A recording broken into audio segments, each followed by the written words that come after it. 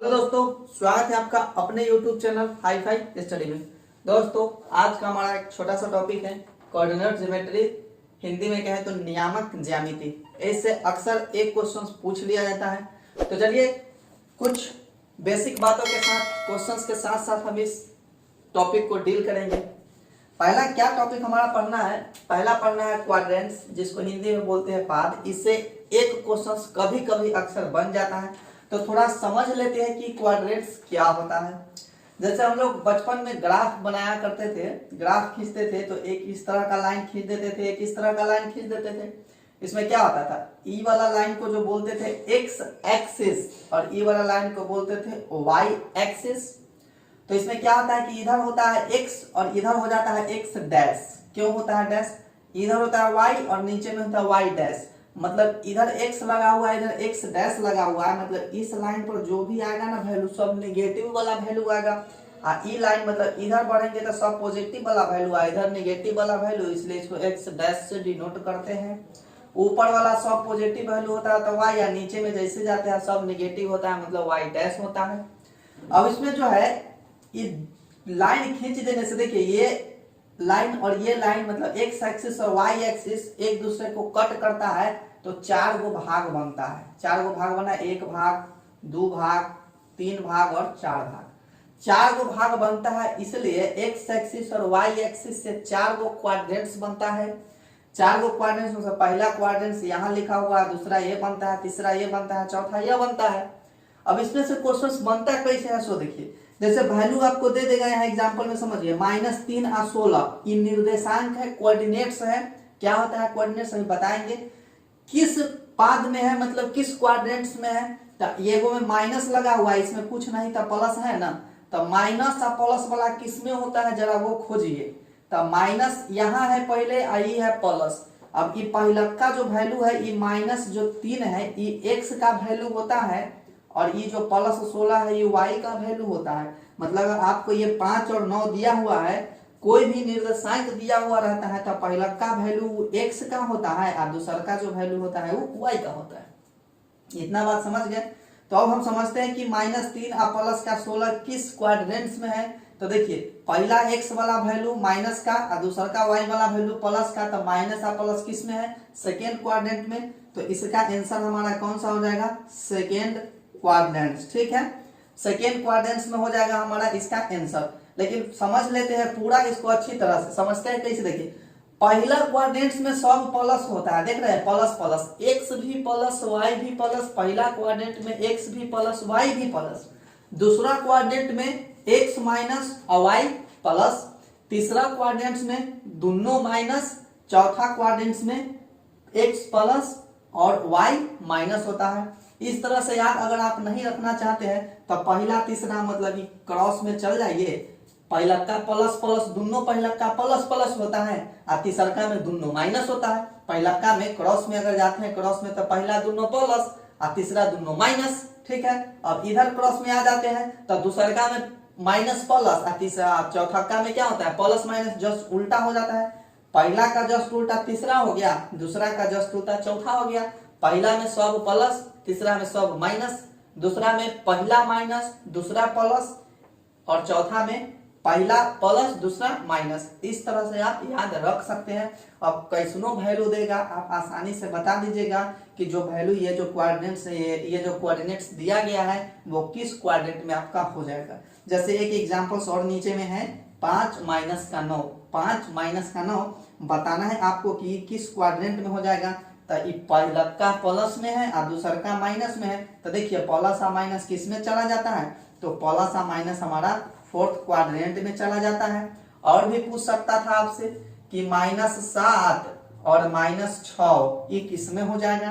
तो आप देखिए ना यहाँ से माइनस वाला दोनों है, तो दोनों माइनस किस में होता है, थर्ड क्वाड्रेंट में होता है। आपसे किसी तरह से क्वेश्चन पूछा जा सकता है। छोटा सा दे देगा आपको निर्देशांक यानी कोऑर्डिनेट्स दे देगा, पूछ लेगा कि किस क्वाड्रेंट में है। इस बात को आप समझ गए। अब चलते हैं हम अगले टॉपिक की तरफ, जिसका नाम है निर्देशांक के बीच की दूरी।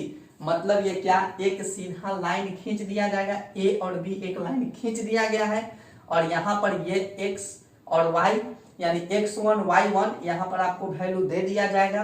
और x2 y2 यहाँ भी वैल्यू दे दिया जाएगा। आप पूछ लेगा a से b के बीच की दूरी, मतलब x1 y1 निर्देशांक और x2 y2 निर्देशांक, इंग्लिश में कहते हैं इसको हम कोऑर्डिनेट्स कहते हैं। तो यहाँ पर पूछ लेगा कि ये कोऑर्डिनेट्स और ए कोऑर्डिनेट्स के बीच की दूरी बताइए, या पूछ लेगा ए और बी के बीच की दूरी बताइए।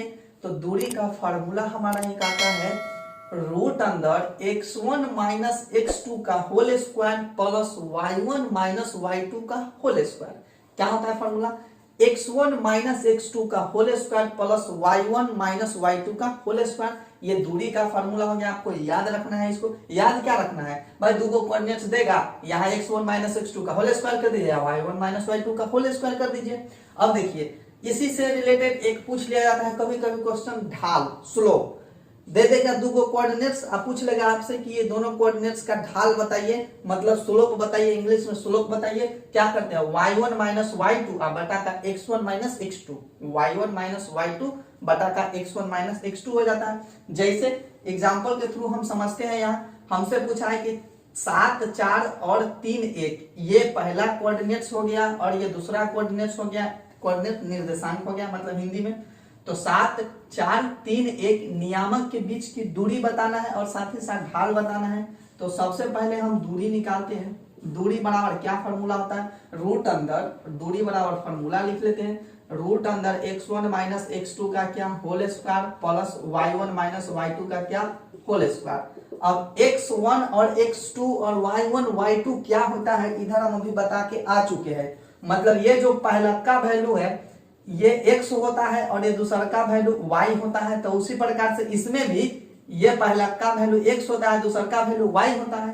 तो ये पहले है तो ये पहला x1 हो जाएगा और ये y1 हो जाएगा। इधर क्या हो जाएगा, ये जो है x2 हो जाएगा और ये y2 हो जाएगा। तो यहां से x1 x2 हम निकाल सकते हैं। देखिए x1 निकालना है तो x1 7 है तो 7 हो जाएगा माइनस x2, इसको x2 नहीं मानना है, इसमें वाला का x2 हो जाएगा, इसका पहला x2 हो जाएगा। एगो औरो देता तो वो x3 होता y3 होता। तो यहाँ से x2 हमारा 3 है तो x2 हमारा 3 हो गया, इसका स्क्वायर कर देंगे, प्लस है तो प्लस y1 यानी 4 माइनस y2 मतलब 1, उसका क्या कर देंगे स्क्वायर और अंडर रूट ले लेते हैं। यहां से क्या हो जाएगा, 4 में से 3 जाएगा, 7 में से 3 जाएगा तो क्या हो जाएगा 4 का स्क्वायर और प्लस यहाँ 3 का स्क्वायर। यहां से आप क्या देख रहे हैं कि 4 का स्क्वायर 16, 3 का स्क्वायर 9 होता है, यानी अंडर रूट कितना आ जाता है 25। अंडर रूट 25 का मतलब आप खुद समझ रहे हैं कि 5। मतलब ए और बी के बीच की दूरी जो हो, अगर ये कोऑर्डिनेट्स दिया गया है, निर्देशांक दिया गया है, तो आपका आंसर कितना आ जाएगा 5 आ जाएगा। इस तरह से आप आसानी से निकाल सकते हैं। अब हमसे पूछ लिया गया है ढाल, तो ढाल क्या होता है, देखिए ढाल का फॉर्मूला y1 माइनस y2 बटा का x1 माइनस x2। तो y1 माइनस y2 लगाइए, y1 4 है, y1 4 है, y2 1 है तो 1 हो जाएगा 4 minus x। x1 minus x2, x कितना है तो x हमारा यहाँ से 7 है और x2 कितना है, x2 3 है तो 3 हो गया। यहाँ से ऊपर में 3 हो जाएगा और नीचे में कितना हो जाएगा 4 हो जाएगा, यानी कि इसका स्लोप ढाल 3/4 हो जाएगा। तो इस तरह से दो आप टॉपिक को आज पढ़े हैं, एक क्वाड्रेंट और एक निर्देशांक के बीच की दूरी निकालना एकदम फिक्स है। कभी कभी एक क्वेश्चन बन जाता है एग्जाम में, इसलिए पढ़ना बहुत जरूरी है इसको। तो उम्मीद करते हैं इसको आप समझ पाएंगे। अब अगले क्लास में हम फिर इसी टॉपिक के कुछ दूसरे क्वेश्चंस के साथ हम मिलते हैं। तो इस तरह के जो भी क्वेश्चन सब आपको देखने को मिलेगा, उम्मीद करते हैं बना लीजिएगा। तो अगर कैसा लगा कमेंट में जरूर बताइएगा। तो फिलहाल आज के लिए इतना ही, और मेरे चैनल पे पहले बार विजिट किया तो चैनल को सब्सक्राइब जरूर कर लीजिएगा, वीडियो को लाइक कीजिएगा और अपने दोस्तों तक शेयर जरूर कर दीजिएगा। तो फिलहाल मिलते हैं अगले क्लास में, तब तक के लिए जय हिंद।